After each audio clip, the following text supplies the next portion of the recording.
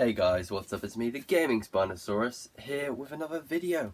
Today we're going to be talking about the Lizard and why I think he is unironically an amazing villain and you guys should stop bullying him. Now before we actually get into the video, I do want to say if I sound at all ill or my voice sounds slightly weird, it's because I'm very ill. I've got ligma. What's ligma? Ligma! So yeah. Let's just hop right into the video. After completely stealing the show in Spider-Man No Way Home, which I will be making on a video on eventually, I swear.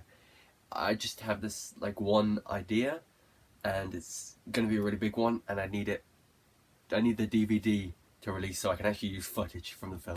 So yeah. There has been an uproar in support for our boy Lizard. Our boy. And I'm totally joining in that support. Not late at all. Only punctual. I swear, the movie's only been out for, what, 2.5 months? I'm perfectly on time. But I will specifically be talking about his appearance in The Amazing Spider-Man, which I actually watched earlier last month. For the first time in years. And fuck, does it still hold up. Still love it. I wanted to watch it before Spider-Man No Way Home, but I misplaced my DVD copy of Amazing Spider-Man 1 and 2, which I found earlier last month, and I also learned it was on Netflix, which made me feel very stupid, because I could have just watched it the entire time. So, let's explain why the Lizard is such a great villain. I genuinely think the only reason people do not like the Lizard is his design. And I kind of get where they're coming from.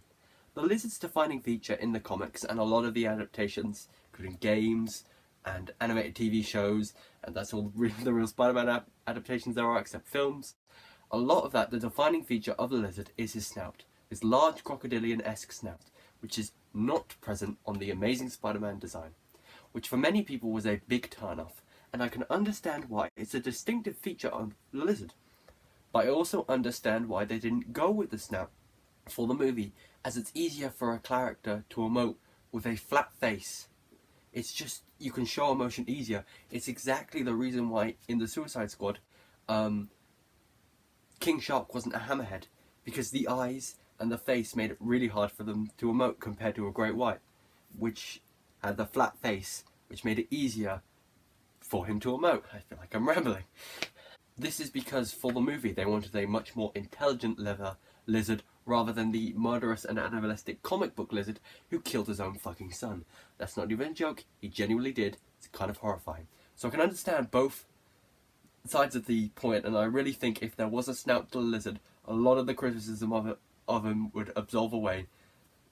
But yeah, I like the design. There's that first hurdle we got over. Let's go on.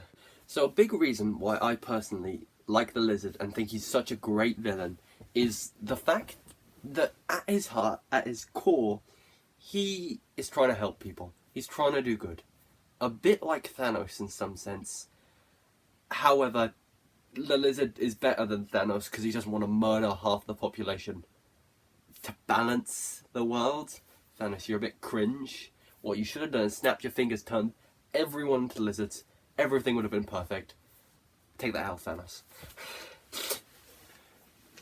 It is unknown how Curt Connors actually lost his arm in the Amazing Spider-Man movies, but in the comics, it was lost during war, where Curt Connors was an army medic. However, it's clear that losing his arm really affected him. The best way this longing for his arm is shown is in one genuinely beautiful shot where he's staring into a window, the window of Oscorp Tower, and his arm is reflecting back and it looks almost like he has two arms again.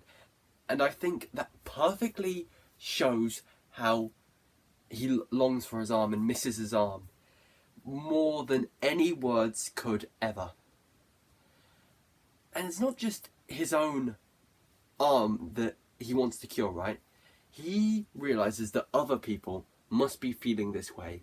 This longing to feel whole again, feeling like they were outcasts, discarded by society, the fact that their disabilities, affect their day-to-day life.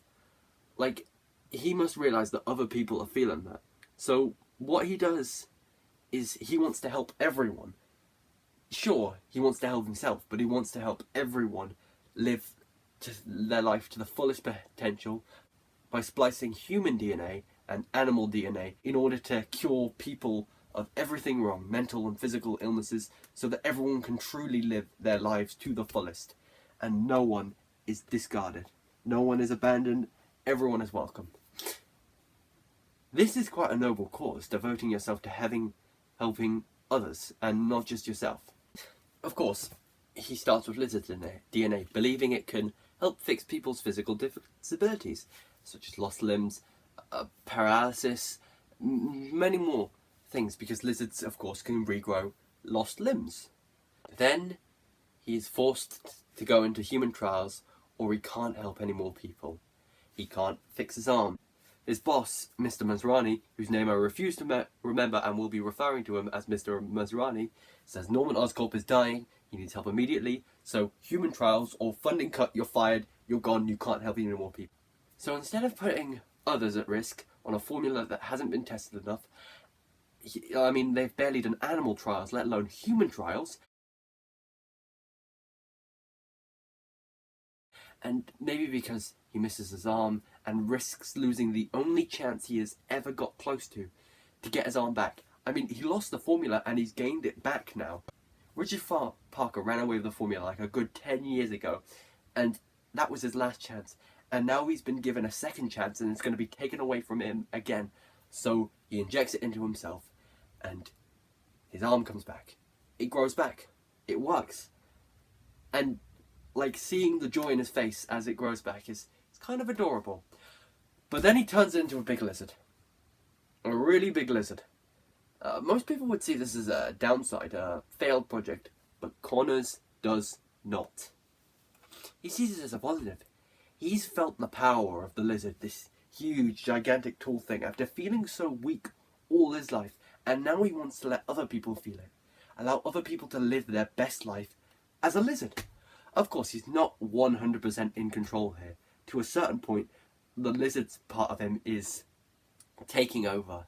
Like most Spider-Man villains, I swear, there's duality of Spider-Man villains. This other half of him is taking over and controlling his actions, but he still wants to help people. He still has that core drive to help people, always wanting to improve other people's life. That's all he ever wanted, to help people. So he begins to work on a way to turn the entirety of New York City into lizards. As one does, of course. And he almost successfully manages it. He almost successfully releases the toxin to turn the entirety of New York City into lizards. But Spider-Man stopped him, and he turns back into a human being. And after this, his twisted brain would probably feel resentment towards Spider-Man, right?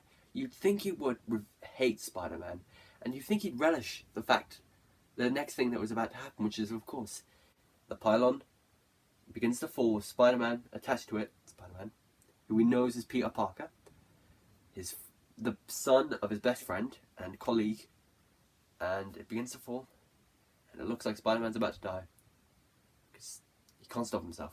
There's no saving him.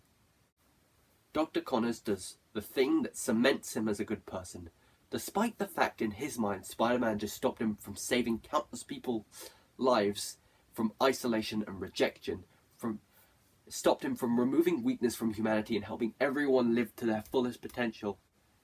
Despite that fact, Curt Connors reaches out to save Peter from falling. As he is slowly losing his arm, his last use of his arm is to pull Peter up and save his life. This shows him to be ultimately good. He only wants to save people. He only wants to help people. That's all he's ever wanted to do. So that's kind of my analysis on the lizard as a villain. I think he's really, really good. And another big issue people have with it is people say his plan isn't comic accurate. Well then, voila. This is a comic book panel from Amazing Spider-Man number 44, first published on the 1st of January 1967, where the lizard wants to get the serum to make an army of lizards and take over the Earth. I don't know about you, but I think the lizard wanting to save humanity by turning them into lizards is a much better motivation than him wanting to make an army of lizards to defeat humanity and take over the world. So, you know.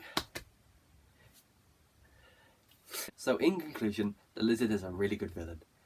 Everyone shits on because his plan is wacky, right?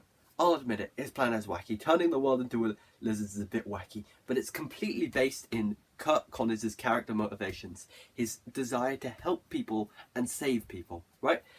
Sure, he might have gone a bit too far by turning them to lizards, but his heart was in the right place.